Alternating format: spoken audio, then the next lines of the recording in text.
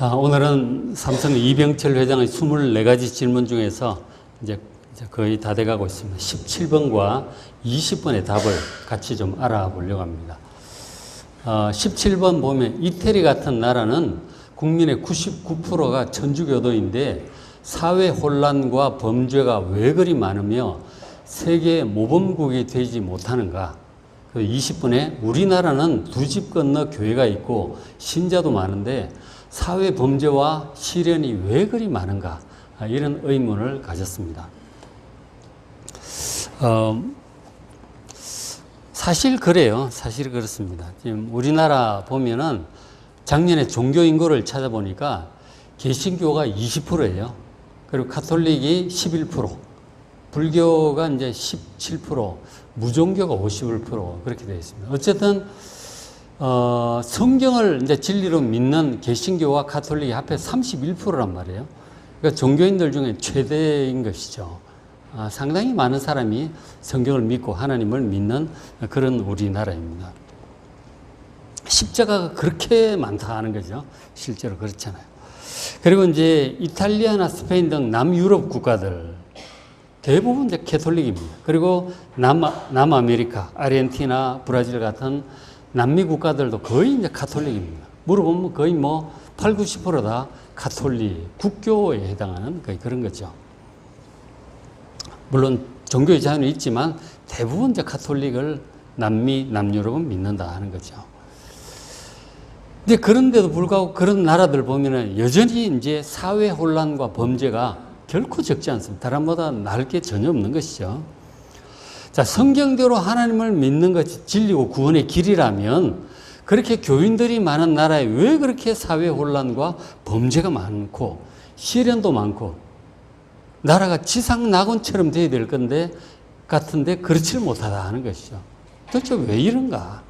만일 그렇다면 성경이 말하는 이 천국이나 지옥 같은 내용도 꼭 진리라고 볼 수 없지는 않을까? 그런 생각도 드는 거죠. 진짜 진리라면 정말 그런 게 없어져야지, 그죠? 그런 생각을 하게 되는 것이죠. 근데 이제 지금은 이제 종교의 자유가 있어요. 국가마다 종교의 자유가 있고 또 민주화되어 있고 개인의 의사를 존중하고 과거보다는 물질적인 여유가 있어요. 전 세계적으로. 그래서 세속화가 되기도 하고 교회들도 그래요. 교회도 개신교든 천주교든 그렇습니다. 그래서 좀 신앙적으로는 전체적으로는 떨어졌다고 볼 수 있겠죠. 그런데 과거 역사를 보면 지금과는 비교도 안 될 정도로 신앙적으로 투철한 그런 나라들이 있었어요. 가장 대표적인 게 서기 313년에 로마의 콘스탄티누스 황제가 이제 예수를 믿으면서 로마를 통일하잖아요. 얼마 안 돼서도 기독교가 국교가 됩니다. 아주 황제부터 나라 전체를 이끌어가는 사람이 이제 기독교인이니까 나라 전체가 이제 기독교화가 된 거죠. 근데 거기에 어거스틴이나 제롬 같은 이런 이제 아주 유명한 아주 믿음 좋은 그런 이제 교부들도 그 시절에 나오게 되죠. 지금 니케아 회의, 고백, 이런 중요한 신앙 고백, 이런 것들이 다 그때 만들어져요. 카타콤에서 믿음을 지키다가 올라와가지고, 자유롭게 이제 신앙생활 하게 되면서 로마 전체가 이제 기독교화가 되는 거예요. 큰 나라였잖아요. 로마가 제국이. 다 기독교 국가가 되었던 것이죠. 과연 그 사람들이 얼마나 거룩하게 살았을까? 생각을 좀 해보게 되는 거죠. 그리고 그 이후에 중세 천년을 지나면서 유럽 전체가 이제 기독교 지역이 된 거죠. 로마 제국이었던 곳이 되고 게르만 민족도 나중에 다 복음화 하잖아요. 복음화 돼가지고 다 유럽 전체가 기독교 국가가 돼요. 프랑스, 독일, 영국 전부 기독교 국가예요. 그게 이제 유럽이었던 것이죠. 과연 그 사람들이 전체가 기독교 국가, 우리나라 같은 경우는 여러 종교들이 있잖아요. 근데 거기는 전체가 그냥 태생부터 모태신앙이다. 유럽 전체가 모태신앙인 거죠. 과연 그 사람들이 얼마나 거룩하고 의롭게 범죄 없이 잘 살았을까? 좀 볼 필요가 있는 거죠. 그리고 16세기 유럽 같은 경우에 루터와 칼뱅 등의 주도로 목숨 걸고 종교개혁을 해요. 신앙을 자유를 찾기 위해서 목숨 걸고 종교개혁을 하고 종교개혁을 이루어내요. 독일, 그 북유럽 쪽이 그렇게 돼요. 남유럽은 잘 안 돼. 로마도 있고 스페인, 프랑스 이쪽은 거의 이제 캐톨릭가 남아 있는데 독일, 스위스 그 종교개혁자들이 활동했던 곳이잖아요. 북유럽은 거의 다 이제 개신교 국가가 되었죠. 굉장히 믿음이 좋았어요. 지난 2000년 역사상 가장 성경적이라고 할 수 있는 그런 믿음을 가진 사람들이 종교개혁 신앙을 가졌던 그 사람들이었어요. 그게 뭐 청교도도, 영국은 청교도고 그렇잖아요. 근데 그 종교개혁의 신앙에 뿌리를 두고 있는 게 우리는 장로교회란 말이에요. 굉장히 성경적이고 믿음 좋은, 특히 16세기, 17세기 정말 믿음이 좋았던 것이죠. 참 모범적이었는데 문제는 보면은 그 믿음 좋다고 하는 개신교 그 종교개혁자들 세력하고 캐톨릭하고 전쟁을 했죠. 누가 더 옳으냐 이래가지고 종교 전쟁을 하는데 뭐 엄청나게 많은 사람이 죽습니다. 유럽에서. 같은 뭐 하나님을 섬긴다고 하면서 네가 옳으네 내가 옳으네 종교 전쟁으로 뭐 독일 30년 전쟁 같은 경우는 뭐 거의 뭐 인구 3분의 1 정도가 죽어. 어마무시하게 그렇게 됩니다. 그런 것들이 야, 이거 참 하나님을 같이 섬긴다고 하면서 어떻게 그렇게 죽이고 살리고 그러냐. 지금도 그러잖아요. 그렇게 막 교단끼리도 싸우고 교파끼리도 싸우고 막 이렇게 이제 뭐 칼 들고 전쟁은 안 하지만 그때는 진짜 칼 들고 전쟁을 한 거죠. 그렇게 많이 죽었어요. 30년 종교전쟁 때. 그러니까 신앙을 가진 사람은 정말 천사들 같을 것 같은데 범죄도 없는 그런 지상낙원이 될 것 같은데 현실이 그렇지가 못해요. 그렇지가 못했다. 그러니 이병철 회장이 이런 의문을 품는 것은 당연한 것이죠. 당연한 것이다. 그거는 예수님 탄생 이전에 온 세상에서 가장 철저히 하나님을 섬기던 이스라엘도 마찬가지였어요. 이스라엘이 어떻게 큰 은혜를 입었는지 알잖아요. 모세를 통해서 출애굽을 하고 수많은 기적을 보고 막 여리고성이 기적적으로 무너지고 가나안 땅을 이렇게 분배를 받고 그렇게 큰 은혜를 입었는데도 불구하고 과연 이스라엘 사람들 얼마나 하나님 말씀대로 철저히 정말 의롭고 거룩하고 선하게 그렇게 살았을까? 구약 성경에 기록이 다 나와 있어요. 영 그렇지 못했다는 것이죠. 살인과 간음과 도적질과 이스라엘 나라 안에서 그런 걸 책망하는 그 선지자들의 책망이 얼마나 많은지 몰라. 이사야, 예레미야. 그러다 결국 나라가 망했다니까. 그 정도로 죄가 많았어. 이스라엘이 그랬단 말이에요. 정말 성경대로 하나님을 섬긴다고 하는 그 이스라엘도 그렇고 그 캐톨릭 국가라든지 기독교, 개신교 국가 사람들이 정말 천사들처럼 선하거나 의로운 것 같지도 않고 그런 나라들의 사회 혼란과 범죄가 없어지지도 않는 이유는 도대체 무엇일까요? 그렇게 돼야 될 것 같은데 이병철 회장 생각처럼 실제로 그렇지 못해. 도대체 왜 그럴까요? 이런 문제는 한마디로 우리 인간의 죄악성 때문이에요. 구원받고 하나님 자녀가 되어도 죄악성의 뿌리가 남아있단 말이에요. 아무리 성경을 믿고 하나님을 믿고 천국과 지옥을 믿는다고 해도 천국 지옥을 믿는 정말 착하게 살 것 같잖아요. 믿는다고 해도 그 사람의 죄악성이 완전히 없어지는 게 아니에요. 중생했다 거듭났다고 하지만 죄악성이 완전히 없어지는 건 아닙니다. 이 죄악성은 우리 몸에 뿌리를 두고 있어요. 우리가 먹고 살아야 되잖아. 그 돈을 모으는데 돈 욕심이 자꾸 끝도 없어. 그리고 성적인 이제 욕망이 있죠. 성적인 욕망이 있어야 결혼도 하고 애도 낳을 거 아니에요. 그건 필요한 거예요. 근데 그게 지나치게 되는 거죠. 부부관계를 벗어나서 간음을 행하고 강간을 하고 막 이런 일이 생기잖아요. 근데 이런 이제 범죄의 원인이 되는 욕구들이, 몸의 욕구들이 우리 몸에 꼭 필요한 겁니다. 식욕 중요해요. 이게 너무 심해가 탐욕이 되고 식도락이 되고 사치가 되고 이런 것들이 문제가 되지 식욕 자체는 굉장히 중요한 겁니다. 그래야 몸이 힘을 얻고 아이들은 몸이 자라고 일을 할 수가 있는 거예요. 근데 이게 잘못 쓰니까 성욕도 잘못 쓰게 되니까 문제잖아요. 지난주에 돈에 대해서 재물에 대해서 말씀드렸는데 돈이라고 하는 것은 굉장히 유용한 도구입니다. 중요한 거예요. 좋은 것입니다. 근데 이걸 어떻게 쓰느냐가 문제지. 결국 그 사람의 마음에 있는 거죠. 잘못 쓰면 악하게 되는 거고 잘 쓰면 좋은 거예요. 성욕이든 식욕이든 사람의 본능도 마찬가지예요. 잘 쓰면 굉장히 좋은 거예요. 잘못 쓰니까 문제지. 근데 죄악성이 몸의 욕구에 뿌리를 두고 있기 때문에 우리가 죽을 때까지 이게 사라지질 않습니다. 언제든지 이게 올라오는 거예요. 구정물이 처음에 가라앉아 있을 때 잠잠하다가 그렇잖아요. 한번 휘저으면 쫙 다 올라오잖아. 그런 거라니까요. 걱정, 근심, 두려움도 마찬가지예요. 걱정, 근심 필요해요. 그래야 우리가 미래를 계획을 하죠. 근데 걱정, 근심 사로잡히는 게 문제지. 두려움도 마찬가지예요. 큰 위험이 다가오면 두려움을 느껴야 돼요. 그래야 신속하게 대처를 하지. 필요한 겁니다. 근데 거기에 사로잡히니까 평안도 없고, 막 제대로 최선의 삶을 못 살고 에너지를 다 뺏기는 거죠. 필요한 어떤 본능이고 욕구들인데 이게 잘못 쓰니까 이게 죄가 되고 문제가 되는 거죠. 이 죄악성이 우리 속에 뿌리를 잡고 있다는 거죠. 마음도 우리가 예수 믿고 거듭난다고 해도 구원받는다고 해도 이게 이제 옛 습관들이 막 나오는 거죠. 몸의 욕구와 관련해서. 이 죄악성의 문제가 우리 인생의 가장 근본적인 문제고 뿌리 깊은 문제이기 때문에 성경을 보면 성경 전체의 가장 중요한 관심사가 우리 사람들의 죄악성의 문제입니다. 이게 가장 큰 주제예요. 죄로부터 구원하러 오신 분이 예수님이란 말이에요. 죄의 문제가 가장 큰 문제예요. 또 구약 시절에는 죄 문제 해결을 위해서 그렇게 많은 양과 소가 피를 흘리고 죽어갔어요.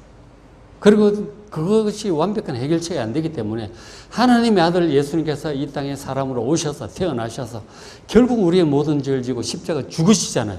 이 전부 우리 죄 문제고 죄로부터 우리를 구원하기 위해서 하나님께서 하신 일이에요. 그게 성경의 주제입니다. 죄악성의 문제. 제가 이 이병철 회장 시리즈 하면서 계속 말씀 몇 번 보여드렸지만 다시 한번 보여드립니다. 세상의 모든 문제 근본 원인 창세기 3장 17절 땅은 우리가 죄를 우리 조상 아담과 하와가 하나님 명을 어겼잖아요. 그 죄를 짓고 이런 선고를 받습니다. 땅은 온 세상은 너로 말미암아 저주를 받고 온 세상에 저주가 들어왔어. 너는 평생에 수고해야 먹고 살 수 있을 것이다. 먹고 사는 게 쉽지 않게 되었어. 18절 땅이 네게 가시던 물과 은근키를 낼 것이라. 일이 쉽지가 않아요. 방에 거리가 많아. 네가 먹을 것은 밭의 채소인즉 네가 흙으로 돌아갈 때까지 얼굴에 땀을 흘려야 먹을 것을 먹으리니 먹고 살기가 쉽지 않아. 네가 그것에 취함을 입었습니다. 너는 흙이니 흙으로 돌아갈 것이니라. 죽음 사형 선고까지 받은 거죠. 죄 때문에. 이 죽음으로 가는 과정에 뭐 질병과 노쇠와 뭐 사고와 이런 것들이 있죠. 이게 전부 죄 때문에 들어온 거예요. 죄 때문에 그냥 그런 게 아니고 죄 때문에 들어온 것이라니까요. 그러니까 우리 사람들의 죄가 온 세상의 죽음과 저주와 시련과 혼란과 범죄, 세상 모든 문제들의 원인이고 뿌리입니다. 그게 우리 속에 죄악성이 또 남아있어. 깊이 남아있어. 우리 인간의 죄 문제 해결이 하나님의 가장 중요한 관심사인 것이죠. 그 죄악성에 대해서 구원받은 하나님의 백성은 좀 나을까? 어떨까? 자, 구약의 이스라엘 백성 상황을 조금 보면 신명기 31장을 잠깐 보는데 구약 신명기 31장의 상황은 뭐냐면 BC 1400년경 애굽에서 탈출한 이스라엘 백성들이 광야에서 40년 연단의 기간을 마친 후에 약속의 땅에 들어가기 직전의 상황이에요. 이제 곧 정말 풍요로운 땅, 안정된 땅 들어가기 직전의 상황입니다. 하나님께서 이미 600년 전에 아브라함 때부터 너희 후손이 번성하면 그 이스라엘 팔레스타인 땅을 주겠다고 약속을 하셨거든요. 이젠 진짜 때가 된 거예요. 많아졌고 탈출했고 40년 연단을 거쳤고 이제 코앞에 완 거죠. 이제 진짜 때가 된 거예요. 그리고 이스라엘 백성들이 간절히 원하는 바죠. 그동안 광야에 그리고 다녔고 그 앞에 뭐 애굽에서 노예 생활도 했는데 이제 진짜 좋은 땅에 들어가서 살 수 있게 된. 이젠 제발 좀 그렇게 살고 싶어. 그렇게 된 거죠. 그래서 하나님께서 이제 약속의 땅을 인도하실 거예요. 젖과 꿀에는 좋은 땅을 주실 거라고. 근데 땅을 지금 주시려고 인도하는데 주시기 직전에 하나님의 마음에 고민이 있어. 고민. 어떤 고민이 있는지 아세요? 이런 고민이 20절 내가 하나님께서 지금 고민하시는 거죠. 모세에게 털어놓으시는 거죠.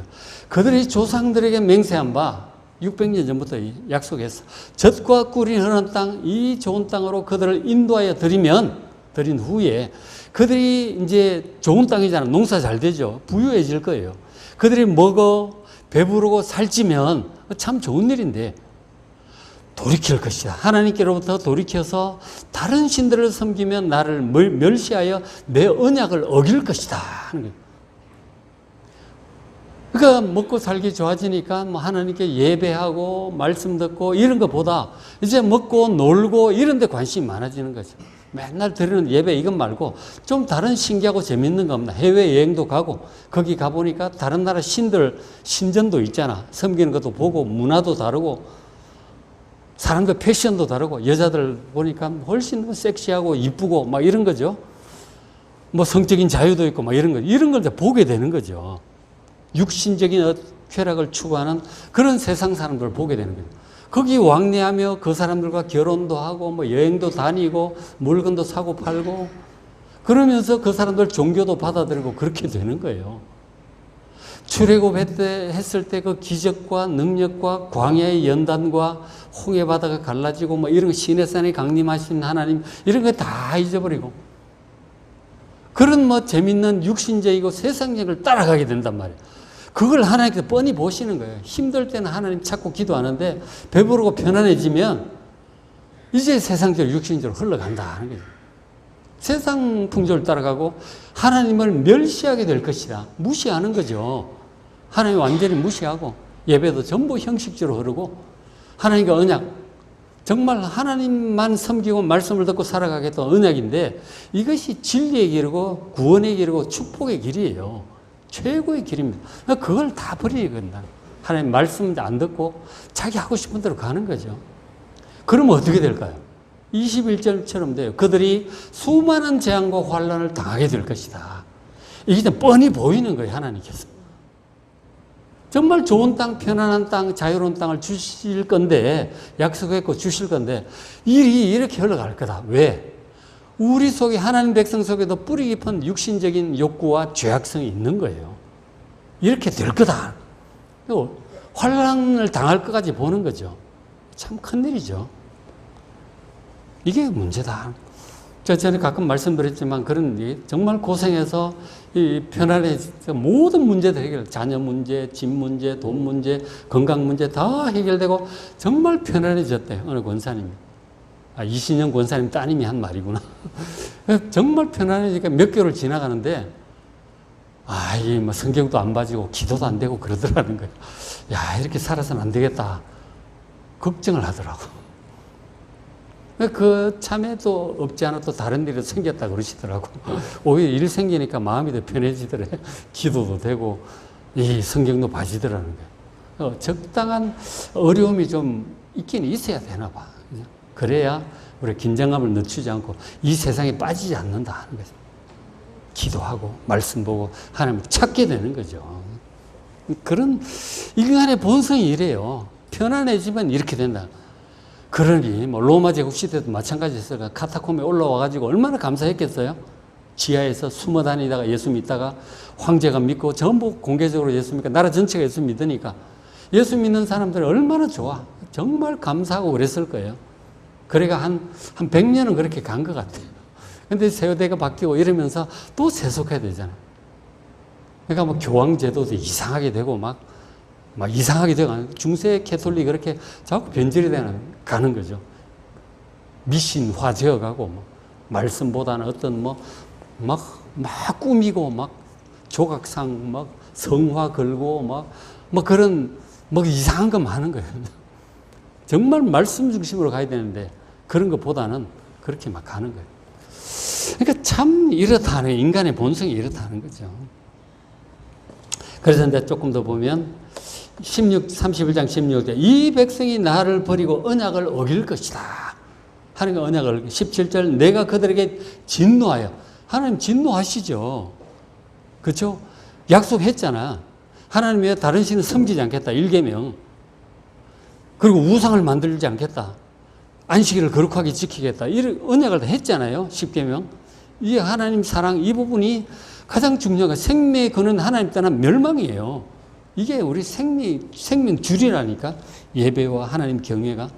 근데 그 언약을 어기는 거죠. 그러면 하나님 당연히 진노하죠. 그 십계명과 출애굽기 23, 4장 보면 언약식을 하잖아요. 십계명 선포하고 다 하고 나서 이 말씀을 어기면 죽어도 좋다라는 의미에서 그 양과 소를 죽입니다. 그 피를 뿌리는 거죠. 백성들에게 뿌리고 하나님 쪽인 이 제단에도 뿌리는 거예요. 하나님 말씀 어기면 죽어도 좋다는 뜻이에요. 그 언약식은. 근데 언약을 어기니 하나님은 약속을 지키는데 백성은 언약을 어기잖아. 하나님 진노하시죠. 우리 그러잖아요. 약속 어기면 화나잖아요. 그리고 그건 또 망할 길이기 때문에. 진노하여 그들이 삼킴을 당하여 기근이고 질병이고 이웃 나라의 침략, 약탈 이런 거죠. 허다한 재앙과 환란이 그들에게 임하는 거예요. 그러니까 하나님을 섬기는 나라에도 이렇게 환란과 범죄가 있는 거예요. 하나님을 떠나니까 그런 거라니까. 하나님 철저히 섬기고 말씀에 섬기면 그런 일 안 생겨요. 자꾸 육신적으로 흘러가니까 그런 일이 생긴다니까. 그런데 문제는 그런 일이 생겨서 우리가 하나님을 떠나고 말씀을 버리고 내가 세상적으로 육신으로 흘러갔구나. 그래서 이런 일이 생겼구나 하고 회개가 돌아오면 좋겠는데 환란을 당할 때 사람들이 어떻게 생각하느냐. 특히 하나님의 백성들이 그렇게 말하기를 이 재앙이 우리에게 내림은 우리 하나님이 우리 가운데 계시지 않은 까닭이 아니냐. 그렇게 얘기를 한다는 거예요. 하나님이 안 계셔서 이런 환란이 온다는 거죠. 하나님, 우리말로는 그런 거, 하나님이 계시다 믿을 수가 있느냐는 거죠. 어떻게 이런 홍수가 나고 이렇게 덥고 이렇게 전쟁이 나고 사람이 죽고 건물이 무너지고 이럴 수가 있느냐. 하나님이 계신다면 믿을 수 있느냐 그러는 거죠. 하나님이 계시니까 그런 거예요. 사람들이 하나님을 떠나고 한 말씀을 듣지 않고 죄를 짓고 육신을 따라 세상을 따라 망할 길로 가니까 돌아오게 하려고 환란을 보내시는 거라고요. 하나님이 계신다면 이럴 수가 있느냐가 아니라니까. 하나님이 계셔서 그런 거예요. 우리가 자꾸 하나님을 떠나가고 말씀을 버리고 망할 길로 가니까 그런 거라고요. 그런데 사람들 그렇게 얘기하는 거예요. 하나님이 우리가 안 계셔서 그런 거 아니에요. 하나님 계시면 믿을 수 있느냐. 다 그렇게 얘기를 하게 되는 거죠. 하나님을 떠난 것은 생각지 않고 그렇게 하는 거죠. 이와 같이 이 죄 문제가 온 세상의 환란과 범죄와 시련의 원인이 되었어요. 그것은 하나님의 백성들도 마찬가지예요. 그래서 양을 잡고 소를 잡아서 속죄 제사를 드리고 하지만 그래도 자꾸 그러는 거예요. 그러니까 결국 근본적인 해결책이 필요해요. 그리고 양 잡고 소 잡는 것은 임시적인 방편이에요. 진짜 온전한 제물이 하나님께 드려져야 돼요. 그래서 하나님께서 최종적으로 우리 죄를 해결할 그 분으로 메시아를 보내신, 하나님의 아들을 보내신 거죠. 그러니까 이사야 53장 6절 이사야 선지자가 예수님 모시기 700년 전에 한 예언입니다. 자, 우리는 다 양 같아서 그릇 행하여 잘못해서 각기 제 길로 하고 싶은 대로 간 거죠. 하나님 말씀을 따라간 게 아니고 자기 하고 싶은 대로 가는 거예요. 여호와께서 우리 모두의 죄악을 그에게 담당시키셨다 하는 것이죠. 우리의 죄를 지고 대신 형벌받을 하나님의 아들 예수 그리스도 그에게 담당시키셨다고 하는 것이죠. 그것을 이사야가 700년 전에 예언을 한 것입니다. 그래서 하나님의 아들이신 예수님께서 십자가에 죽으셔야만 했던 것도 우리 모든 사람들의 죄악을 해결하기 위한 것이었어요. 우리 모든 사람들이 여러 가지 죄로 인해서 하나님의 진노 아래 여러 가지 환난 당하며 살다가 멸망할 수밖에 없는 처지인데 예수님께서 우리가 받을 죄의 형벌을 대신 받으시러 오신 거죠. 십자가에서 대신 받으심으로써 우리가 하나님의 진노와 형벌에서 벗어나서 해방과 자유를 누릴 수 있게 해주셨어요. 하나님의 아들이 예수님이. 이것을 누구든지 이거는 이미 이루어진 일이에요. 완수된 일이에요. 그래서 지성소 휘장을 찢어졌고 얼마든지 누구든지 하나님 앞에 나아갈 수 있게 되었어요. 이 객관적으로 일어난 일이에요. 2000년 전. 이것을 우리가 성경이 말씀하고 전도자들이 말하고 지금 목사가 설교하고 하잖아요. 이 말씀을 들을 때 그 사실을 그랬구나. 그것을 깨닫고 그것을 받아들이고 믿는 사람은 모든 죄에서 해방이 되는 거예요.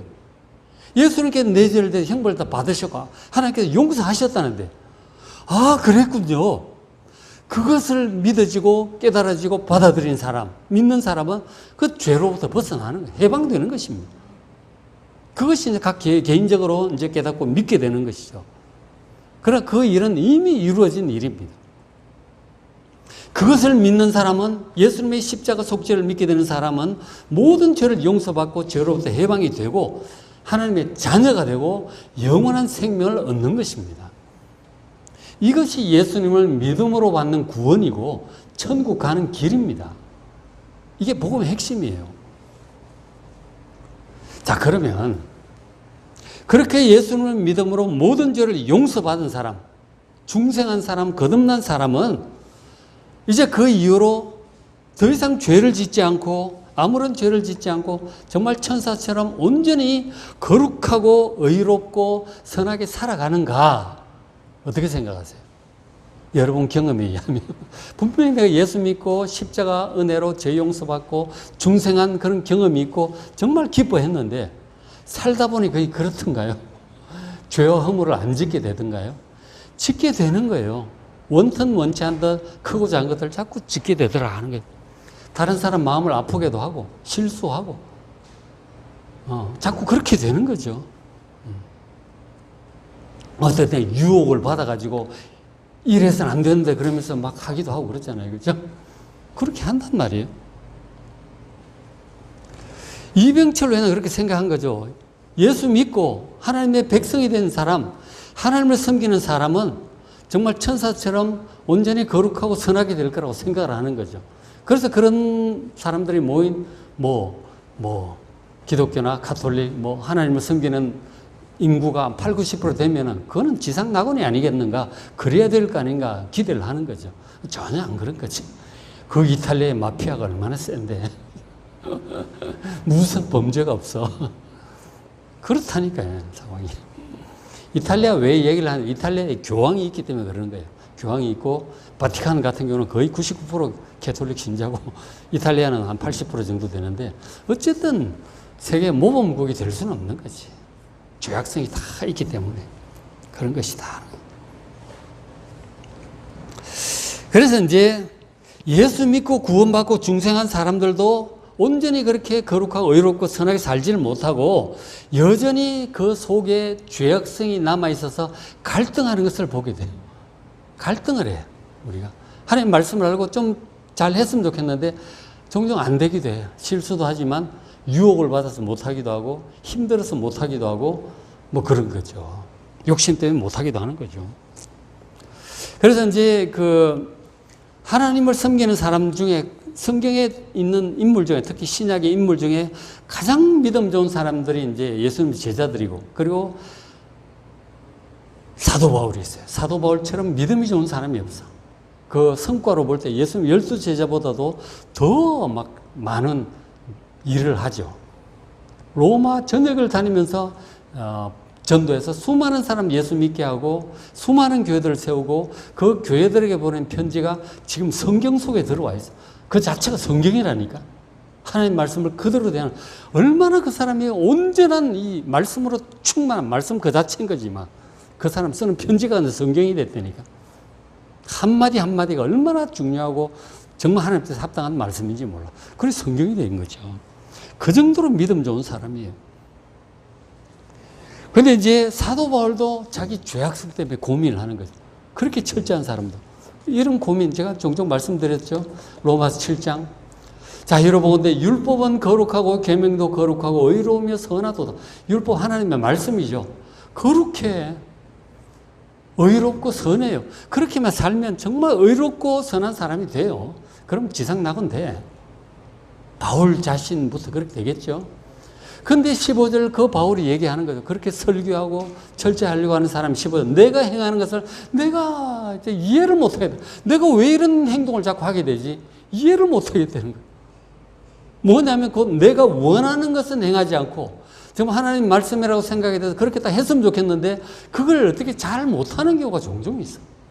그러니까 도리어 미워하는 거야. 이게 하나님 뜻이 아니야. 하면 안 돼. 나쁜 거야. 근데 그걸 또 하고 있어. 이 거룩한 사도 바울이 자기 뜻대로 잘 안 돼요. 자기 마음이. 참 답답할 노릇이죠.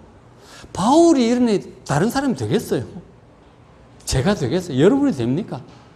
마음은 뭘 어떻게 해야 되냐 알기는 알겠는데 잘 안 돼. 하려고 하는데 잘 안 된다니까. 육신의 욕구라는 게 그렇게 강한 거예요. 잘 못 이기는 경우가 종종 있는 거죠. 늘 그런 건 아닌데 때때로 지는 거죠. 스스로에게 실망하고 다른 사람에게 미안하고 하나님께 죄송스럽고 그런 거죠. 어떤 거는 실수를 하죠. 야, 이건 안 좋다. 그래서 안 했어. 회개했어. 근데 얼마나 또 해. 반복이 되는 게 있어요. 있죠. 그게 그 사람의 약점이에요. 죽을 때까지 안 되는 게 있어. 여러분 그거 아셔야 돼요. 사람마다 안 되는 게 있어요. 정말 약점이에요. 말하기 부끄러운 것들이 있다니까. 그런 것들이 여러분 누구에게나 있기 때문에 누구에게나 그런 게 있어요. 뭐 예를 들어서 어떤 사람 화를 굉장히 잘 내. 화가 남보다 좀 쉽게 내. 혈기가 있다 그러잖아요. 분노가 좀 많아. 화내지 말라 그랬잖아요. 근데 자꾸 나. 그다음 염려 근심에 빠지는 사람들, 염려 근심 안 좋아. 믿고 평안해야 되는데 염려 근심은 누구보다 쉽게 빠지는 사람이 있어요. 어떤 사람 절제가 잘 안 돼. 하는데 막 기분 좋으면 너무 막 이렇게 되고 좋은 거 안 좋아도 절제가 돼. 절제가 잘 안 되는 사람이 있고 하여간 어떤 사람 약속을 잘 못 지킬 사람이 있어. 약속 지켜야 되잖아. 약속 잘 못 지켜. 말해놓고 잘 안 돼. 그런 것도 있고. 어떤 사람은 하여간 너무 막 경계선 문제가 있어가지고 너무 남 영역을 막 침범하고 들어가는 사람이 있어. 이 프라이버시도 지켜주고 해야 되잖아요. 좀 거리를 어느 정도 해줘야 되는데 너무 막 침범에 들어가는 사람이 있어. 그런 것은 문제죠. 그 어떤 사람은 너무 게으른 사람이 있어. 이 게으른 사람은 안 돼. 참 게으른 사람이 있고 너무 그리고 배려가 부족한 사람도 있잖아요. 무심하고 자기는 바르게 잘하는데 배려가 남의 마음을 영 몰라줘. 상처를 잘 줘. 말로도 상처를 주고 행동으로 상처를 주는 사람들마다 약점이 있다는 게 고치려고 하면 안 고쳐져요. 그게 약점이죠. 그런 게 다 있다니까 마음 아파. 스스로 생각해도 마음 아프고 미안해. 근데 그걸 여러분 주변의 사람들 다 그렇거든. 그걸 인정을 해야 돼요. 인정이라 이해를 해야 돼요. 아, 저 사람 저게 안 되나 보다. 그래서 제가 하는 말이 두세 번 얘기해보고 안 되면은 관둬라 그래요. 포기하라고. 특히 집에서 부부지간에도 그래요. 두세 번 얘기해보고 아, 이 사람은 이건 안 되는 사람이구나. 포기해야 돼요. 특히 이제 청소 때문에 정리정돈 때문에 많이 싸우잖아요. 죽어도 정리정돈 안 되는 사람이 있어요. 잔소리 하지 말고 정리 잘하는 사람이 정리해 주세요, 그냥. 그게 잘 사는 방법이에요. 잔소리 하지 말고 그냥 잘하는 사람이 하면 돼. 그러니까 두세 번 해서 안 되면 관둬야 돼. 안 되는 거예요, 그 사람한테. 시간 약속 못 지키는 사람. 그 안 되는 거는 어쩔 수 없는 거죠. 그런 거라든지. 하여간 다 이제 그런 게 있는 거죠. 사도 바울도 지금 뭔지 얘기는 안 하지만 그런 게 있는 거예요. 안 돼. 그러니까 정말 자기 자신에게 실망이 될 정도로 안 돼. 탄식을 하는 거죠. 그러니까 탄식이 나오죠. 24절 오호라 나는 곤고한 사람이로다. 이거 좀 고쳤으면 좋겠다. 안 고쳐지잖아. 이 사망의 몸에서 누가 나를 건져내랴? 너무너무 안타까워. 사망의 몸이래. 죄의 몸, 사망의 몸이래. 근데 저도 그런 것도 있었지만 마음이 괴롭죠. 정말 마음이 괴로운데 근데 어느 순간에 깨달은 거죠. 저도 이거 보고 깨달은 거죠. 여러분 그거 있다면 이거 잘 보셔야 됩니다. 25절에 우리 주 예수 그리스도로 말미암아 하나님께 감사하리로다. 예수님이 거기로부터 해방을 시켜주셨어요. 그런즉 내 자신이 마음으로는 하나님의 법을 육신으로는 죄의 법을 섬기노라. 마음은 하나님의 법을 알아. 말씀을 알아요. 이래야 될 거라고 생각해. 근데 몸은 죄의 법을 따라가. 몸이 그렇게 따라가요. 몸과 마음이 따라갈 때가 종종 있다. 그거 안 되는 게 있어요. 죽을 때까지 안 되는 게 있을 거라고. 있어요. 근데 이게 현실이에요. 이 현실을 사도 바울이 인정을 하게 된 거예요. 아, 이게 내가 정말 고쳤으면 좋겠다. 이건 절대로 안 되는구나. 죽어도 안 되는구나. 그래서 그걸 이제 보면은 내 마음은 하나님 법을 알고 하는데 육신은 죄의 법에 매여 있구나. 이때 섬긴다는 말이 매여 있구나 하는 걸 발견하게 돼요. 여러분 벗어나려고 너무 하지 마세요. 포기하세요. 그냥. 그거를 받아들이셔야 돼요. 용납을 하셔야 돼요. 용납. 용납하셔야 돼요. 그건 안 돼. 죽을 때까지 안 돼. 그 몸의 죄의 법에 여러분 묶여 있는 거예요. 죽을 때까지 안 돼요. 그냥. 남한테 들키지 않게 조심이나 하세요. 안 돼, 그건. 그리고 너무 양심의 가책에 시달리지 마세요. 그건 안 돼요. 사도 바울도 안 돼. 그래서 이제 잘 보세요. 이건 안 되는 건데 사도 바울이 이걸 깨달아요. 8장 1절 넘어가서 보세요. 굉장히 중요한 거예요. 이걸 아는 사람은 자유를 얻을 거예요. 8장 1절. 그러므로 이제 그리스도 예수 안에 있는 자에게는 결코 정죄함이 없나니. 예수 안에 있는 예수 믿고 하나님 모든 죄를 용서하고 예수 안으로 들어온 사람, 예수님을 믿게 된 그리스도인은, 진실한 그리스도인은 정죄가 없다는 거예요. 그거 내가 고치지 못하는 그것에 대해서 하나님께서 정죄하지 않는다는 그런 뜻이에요. 하나님이 정죄하지 않는다니까. 여러분 고민하는 그거. 왜? 2절. 이는 그리스도 예수 안에 생명의 성령의 법. 예수님을 통한 이 구원의 법이죠. 이것이 죄와 사망의 법에서 너를 해방했기 때문이다. 죄와 사망의 법은 하나님의 말씀이에요. 율법이에요. 이걸 어기면 죄죠. 그죠? 죄의 기준이 되는 죄의 법입니다. 그리고 죄를 지으면 죽어요. 죄의 삭은 사망이니까. 그 죄와 사망의 법이라니까. 이 하나님 말씀 율법이 우리의 약점에 대해서는 거의 죄와 사망의 법이 되는 거죠. 그래서 죽을 지경인 거죠. 마음이 괴롭고 양심의 가책도 되고 두렵고 하나님 뵙기 죄송스럽고 그 죄와 사망의 법 맞아요.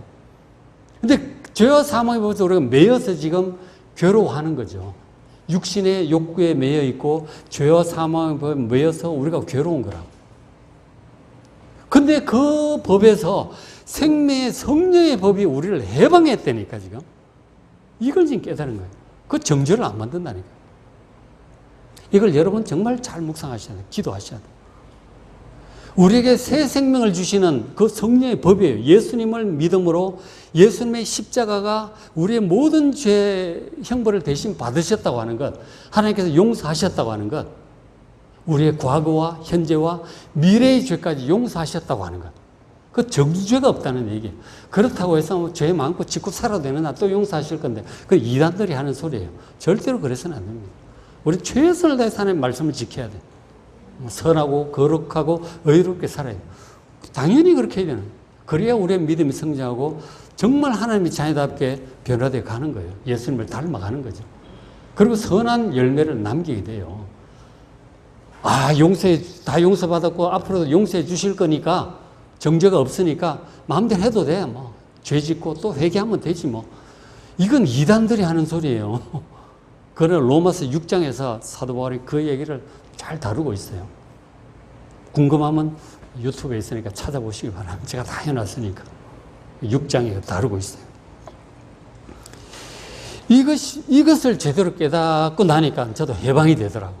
저의 그 약점으로부터. 마음이 편해졌어요. 여러분, 그걸 잘 안 되면 깨닫게도 기도하십시오. 이 부분 로마서 7장 유튜브에서 제가 다 했으니까 좀 찾아보십시오. 또 들어보세요. 반드시 해방되셔야 됩니다. 그것으로부터. 그래서 비록 우리가 때때로 하나님 말씀대로 제대로 하지 못하는 경우가 생기고 우리 마음으로는 하나님의 법을 섬기지만 육신은 죄의 법에 매여 있잖아요. 못난 모습일지라도 하나님께서 예수님의 피를 보시고 우리를 용납하시는 거예요. 용납하시는 거라니까. 있는 그대로 용납하시는 거라니까. 그러니까 여러분도 여러분 자신을 용납하셔야 돼요. 죽어도 못 고쳐 있는 그거 그냥 받아들이세요. 용납하시고. 그리고 더 나아가서 주변에 있는 사람들도 그런 거 다 있어요. 절대로 못 고치는 거 있어. 용납하세요. 시간 좀 못 지켜도 용납하시고 청소 좀 못해도 용납하시고 그런 건 화 좀 잘 내고 해도 또 성질 또 부리는구만 하고 또 그러려니 하고 용납하세요. 실수해도 용납하세요. 용납을 해야 된다니까. 하나님께서 우리를 용납하시니 나도 내 자신을 용납하고 주변의 사람, 특히 가까운 사람들 용납하셔야 돼요. 자주 보는 사람들. 가끔 보는 사람들이 뭐 안 보면 헤어지면 그만인데 가까이 보는 사람들 진짜 용납하셔야 돼요. 태평양처럼 넓은 마음으로 용납하시기 바랍니다. 그는 아무리 잔소리해도 못 고쳐. 안 돼요. 그래야 평화가 찾아옵니다. 가정의 평화, 마음의 평화가 찾아온다. 성도 여러분, 예수님의 십자가의 피로 우리의 모든 죄를 이미 다 용서하셨음을 믿으시길 바랍니다. 오늘 말씀을 마무리합니다. 아무리 예수 믿고 모든 죄를 용서받아 하나님의 자녀가 된 사람일지라도 여전히 이 육신적인 욕망과 연결된 죄악성이 속에 남아있어요. 그래서 종종 허물과 죄를 지을 수도 있고 환난을 자초할 수도 있습니다. 잘못하면 환난이 와요. 우리가 실수하면 욕먹죠. 우리가 실수하면 하나님 법도에 합당하게 하면 좋은 일이 생길 것이고 합당하지 않게 행하면은 분명히 안 좋은 일이 와요. 마음도 괴롭고 손해도 보고. 그건 어쩔 수 없어. 그건 세상의 법도가 그런 거예요. 근데 그럼에도 불구하고 하나님께서 우리는 최선을 다해서 노력을 해야 되고 잘하도록 노력을 해야 되고 안 고쳐지는 부분에 하나님도 용납하신다는 거죠. 그런데 하나님께서 그렇게 실수하고 하는 그 부족한 우리를 버리지 않으시고 한 번 자녀는 영원한 자녀가 되는 거죠. 환난을 우리가 이제 실수하고 잘못하면 환난이 오죠. 어려움을 당해 욕도 먹고 손해도 보고 하잖아요. 아니 컵 들였다가 물컵 깨지면은 그거 쳐야 돼요. 그냥 실수했으면 잘 주워 담아야 돼요. 수고해야 돼요. 어쩔 수 없어. 사과도 하고 보상도 하고 해야 돼요. 근데 어쨌든 한데 우리가 실제로 살면서 하나님 법도에 합당하지 않게 행하면 문제들이 생겨요. 안 좋은 일이 생깁니다. 근데 그런 것들을 환난이 오죠. 그래도 죄에 대한 형벌이라기보다는 그런 환난을 통해서 우리의 죄악성의 뿌리를 잘라내시고 캐내시고 우리를 변화를 시키시는 거죠.